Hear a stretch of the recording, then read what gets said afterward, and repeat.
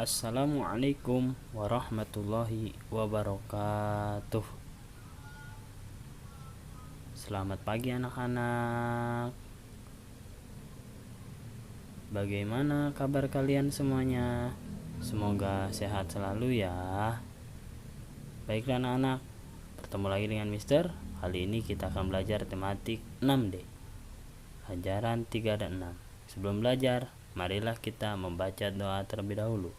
Berdoa dimulai. Berdoa selesai.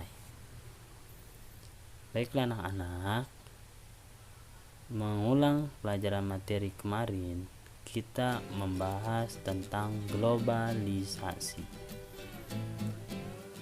Agar dampak globalisasi tidak merusak kehidupan masyarakat, maka kita harus mengetahui sisi positifnya sehingga kita dapat memanfaatkannya. Sebagai berikut, sikap terhadap manfaat globalisasi. Yuk kita perhatikan. Yang pertama, memanfaatkan keunggulan alat komunikasi dengan baik mungkin sesuai dengan fungsi kebutuhannya. Kita manfaatkan keunggulan alat komunikasi dengan sebaik-baik mungkin dan keperluan kita. Yang kedua, memanfaatkan keunggulan alat teknologi komputer dan lain sebagainya. Alat teknologi komputer bisa kita gunakan dan manfaatkan untuk kebutuhan kita seperti belajar dan lain-lain. Yang ketiga, dalam melihat acara televisi harus dapat memilih mana yang baik dan yang dapat mendukung proses pembelajaran kita.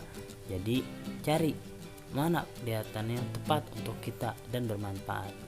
Setelah sikap manfaat globalisasi, kita pelajari sikap terhadap dampak negatif globalisasi. Dampak negatif globalisasi dapat mempengaruhi tingkah lakumu dalam kehidupan sehari-hari. Untuk itu, kamu harus dapat menentukan sikap dalam menghadapi dampak globalisasi. Beberapa contoh sikap untuk menghadapi dampak negatif globalisasi adalah sebagai berikut. Yang pertama, memperkuat keimanan terhadap Tuhan Yang Maha Esa. Memperkuat keimanan terhadap Tuhan Yang Maha Esa itu sangat penting ya, agar kita tidak terpengaruh dengan era globalisasi ini yang condong dengan budaya-budaya barat. Yang kedua, belajar dengan tekun. Dengan belajar tekun, kita bisa menggunakan globalisasi ini dengan baik dan benar. Yang ketiga, memperkuat rasa persatuan. Rasa persatuan kita dengan yang lain itu harus kita kuat agar tidak ada kesalahpahaman. Menggunakan produk dalam negeri itu harus kita prioritaskan agar produk-produk yang ada di dalam negeri kita ini berkembang dan selalu bermanfaat. Ya anak-anak, di era zaman globalisasi ini banyak para kaum anak muda ini menyalahgunakan. Dengan apa? Menyalahgunakan dengan pergaulan.